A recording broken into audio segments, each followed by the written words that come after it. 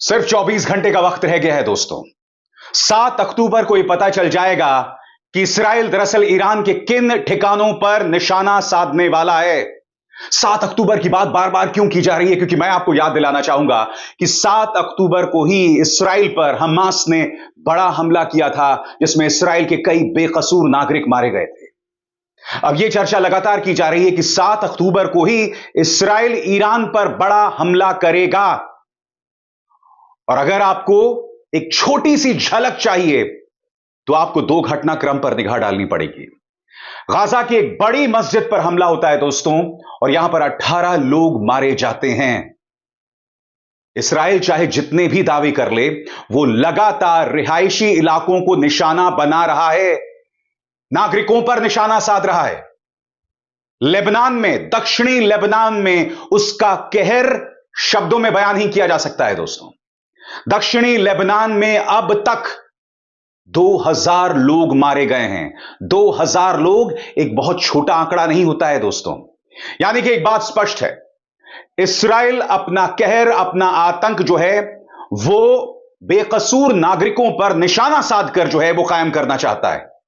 और सबसे शॉकिंग है पूर्व राष्ट्रपति डोनाल्ड ट्रंप की यह नसीहत।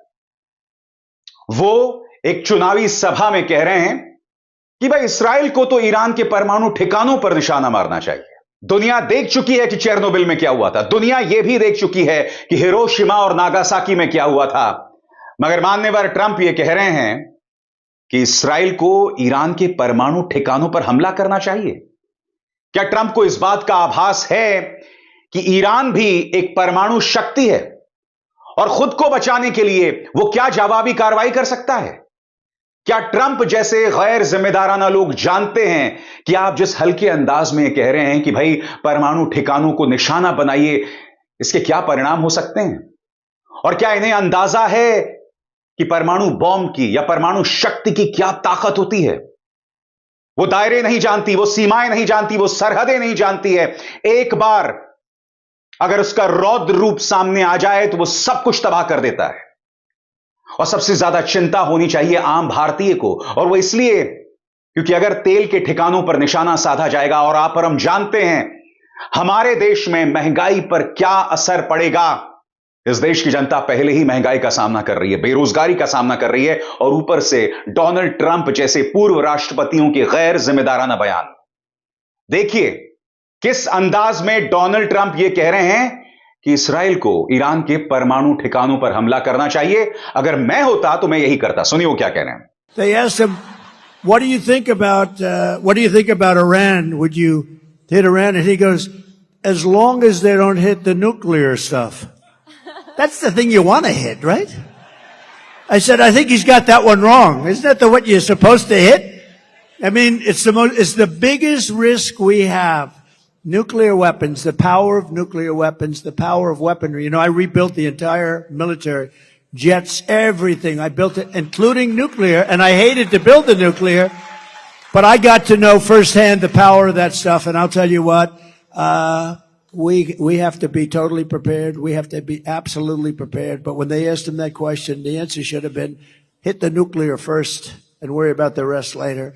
And that's what they should. That's what if they're going to do it. निहायत ही शॉकिंग बयान, और यह बयान आ रहा है एक अमेरिका के पूर्व राष्ट्रपति की तरफ से। अमेरिका को पता होना चाहिए कि 50, 60 और 70 के दशक में परमाणु हथियारों को लेकर जो होड़ शुरू हुई थी वो क्यों हुई थी? क्योंकि आपने हिरोशिमा और नागासाकी पर बॉम्ब डाला। उसके बाद पूर्व सोवियत यूनियन वो लगातार हथियारों का जखीरा जो है वो बनाता गया, और नतीजा आपके सामने शीत युद्ध, कोल्ड वॉर। और ऐसे कई मुकाम आए, ऐसी कई घटनाएं हुई जब दुनिया खात्मे की कगार पर था, जब अमेरिका और रूस, पूर्व सोवियत यूनियन, एक दूसरे पर परमाणु हथियारों का इस्तेमाल करने वाले थे। मगर इस तरह के गैर जिम्मेदाराना बयान ट्रंप देते हैं। सोचकर भी सिहरन पैदा होती है दोस्तों, अगर यह शख्स दोबारा अमेरिका का राष्ट्रपति बन गया तो क्या होगा। मगर मैं आपको सिलसिलेवार तरीके से बताना चाहता हूं कि दरअसल हो क्या रहा है दक्षिणी लेबनान और गजा में। जैसा कि मैंने अभी आपको बताया दोस्तों, एक मस्जिद में हमला होता है और आप देख सकते हैं करीब 18 लोग मारे गए हैं। यानी कि इसराइल जानबूझकर रिहायशी इलाकों को निशाना बना रहा है। अब मैं आपके सामने एक एक करके जानकारी देने वाला हूं और मैं आपको बतलाना चाहूंगा, यह जानकारी पूरी जिम्मेदारी के साथ अलग अलग अंतरराष्ट्रीय एजेंसी से जो है कोलेट करके मैंने हासिल की है और वो जानकारी मैं आप तक पहुंचा रहा हूं। एक एक जानकारी पुख्ता है, इसमें एक भी जानकारी जो है वो अफवाहों पर आधारित नहीं है। आप जानते हैं कि मैं अपने मंच पर आप तक पूरी सच्चाई, पूरी शिद्दत के साथ, पूरी ईमानदारी के साथ पहुंचाने की कोशिश करता हूं। अब मैं आपको बतलाने वाला हूं कि दक्षिणी लेबनान में इस्राएली आतंक का क्या परिणाम था। एक एक करके आपकी स्क्रीन पर आ रहा है दोस्तों। सबसे पहले स्थानीय मीडिया के मुताबिक बेरूत से 30 किलोमीटर दक्षिण में स्थित समुद्रीय तटीय शहर जिएह में एक आवासीय इमारत को निशाना बनाकर किए गए इस्राएली हवाई हमले में 2 लोग मारे गए और कई अन्य घायल हो गए हैं। आवासीय इलाकों को निशाना बनाया जा रहा है दोस्तों। कितना शॉकिंग है ये, कितना शॉकिंग है ये। आगे अल जजीरा के मुताबिक हिजबुल्लाह के अधिकांश कमांडर लोगों की नजरों में आने से बचते हैं और सैफुद्दीन का नाम तभी सामने आया जब कई लोगों का मानना था कि वो संभवतः हिजबुल्लाह के महासचिव के रूप में नसरुल्लाह की जगह लेंगे, जो पिछले महीने इजरायली हवाई हमले में मारे गए थे। आपकी स्क्रीन पर हसन नसरल्लाह दोस्तों, इन्हें इजराइल ने एक हमले में मार दिया और उसके बाद बताया गया कि सैफुद्दीन उनकी जगह ले सकते हैं। अब खबरें आ रही हैं कि सैफुद्दीन को भी इस्राएल ने मौत के घाट उतार दिया है। नतीजा यह है दोस्तों कि हिजबुल्लाह के जो कमांडर हैं उन्हें अंडरग्राउंड होना पड़ रहा है। इस्राएल लगातार हमले कर रहा है, वो रुकने का नाम नहीं ले रहा है और हिजबुल्लाह को इस वक्त भागना पड़ रहा है। आगे आपकी स्क्रीन पर शुक्रवार को रॉयटर्स ने बताया कि इस्राएली लेफ्टिनेंट कर्नल नदाब शोशानी ने कहा कि सेना अभी भी हवाई हमले के बाद की स्थिति का आकलन कर रही है, जिसकी उन्होंने पुष्टि की कि यह हमला हिजबुल्लाह के खुफिया मुख्यालय को निशाना बनाकर किया गया था। और हम आपको बता दें दोस्तों कि इस्राएल ने यह बमबारी 2 हफ्ते पहले शुरू की थी आपके स्क्रीन पर, क्योंकि 1 साल तक सीमा पार से होने वाली गोलीबारी के बाद इसने अपना ध्यान उत्तरी सीमा पर केंद्रित कर लिया था, जिसके कारण हजारों नागरिकों को सीमा के दोनों ओर से भागना पड़ा था। इस्राएल का लक्ष्य अपने नागरिकों की उत्तरी इस्राएल में उनके घरों में सुरक्षित वापसी सुनिश्चित करना है, क्योंकि वो हिजबुल्लाह के ठिकानों पर बमबारी कर रहा है।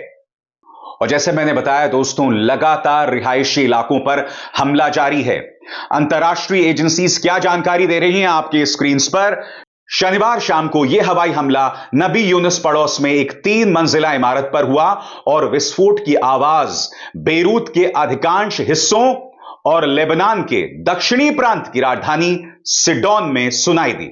स्थानीय टेलीविजन चैनल एमटीवी के हवाले से समाचार एजेंसी सिन्हुआ ने बताया कि मलबा हटाने के लिए सिविल डिफेंस टीमों को घटनास्थल पर भेजा गया है, जबकि एम्बुलेंस ने घायलों को अस्पताल पहुंचाया है।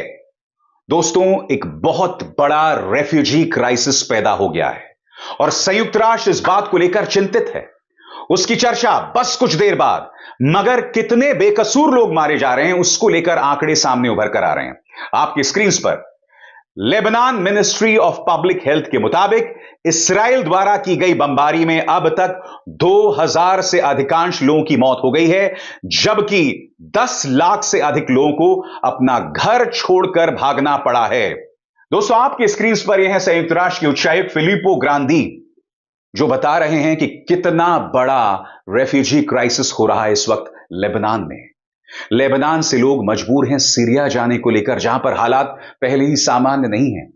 आप अंदाजा लगा सकते हैं दोस्तों, आप अपने देश में हैं जहां पर हिजबुल्लाह पर निशाना साधने के बहाने बेकसूर नागरिकों पर निशाना साधा जा रहा है और आपके सामने जो मंजर वो बहुत ही खौफनाक है। क्या कहते हैं फिलिपो ग्रांदी, वो मैं आपको पढ़ के सुनाना चाहता हूं। वहीं शरणार्थियों के लिए संयुक्त राष्ट्र के उच्चायुक्त फिलिपो ग्रांडी आज बेरूत पहुंचे हैं। उन्होंने सोशल मीडिया पर कहा कि लेबनान भयानक शरणार्थी संकट का सामना कर रहा है। उन्होंने लिखा, इस्राएली हवाई हमलों से लोग बेघर और बेसहारा हो गए हैं। लेबनानी प्रशासन के मुताबिक 23 सितंबर से जारी इस्राएली हवाई हमलों में अब तक 1100 से अधिक लोगों की मौत हो चुकी है। वहीं 12 लाख से अधिक लोगों को विस्थापित होना पड़ा है। एक तरफ बेकसूर नागरिकों पर निशाना साधा जा रहा है और दूसरी तरफ नसरुल्लाह का जो उत्तराधिकारी है सैफुद्दीन, उससे संपर्क खो गया है, उससे कोई संपर्क स्थापित नहीं हो रहा है, जिसकी वजह से इस बात को लेकर कयास लगाए जा रहे हैं कि क्या उसकी भी मौत हो गई है इस्राएली हमले में। समाचार एजेंसीज इस बारे में क्या कह रहे हैं आपके स्क्रीन्स पर। वहीं हिजबुल्लाह के अपने वरिष्ठ नेता और समूह की कार्यकारी परिषद के अध्यक्ष सैफुद्दीन से संपर्क जो है वो टूट गया है, जो संगठन के बहुत उच्च पद पर हैं।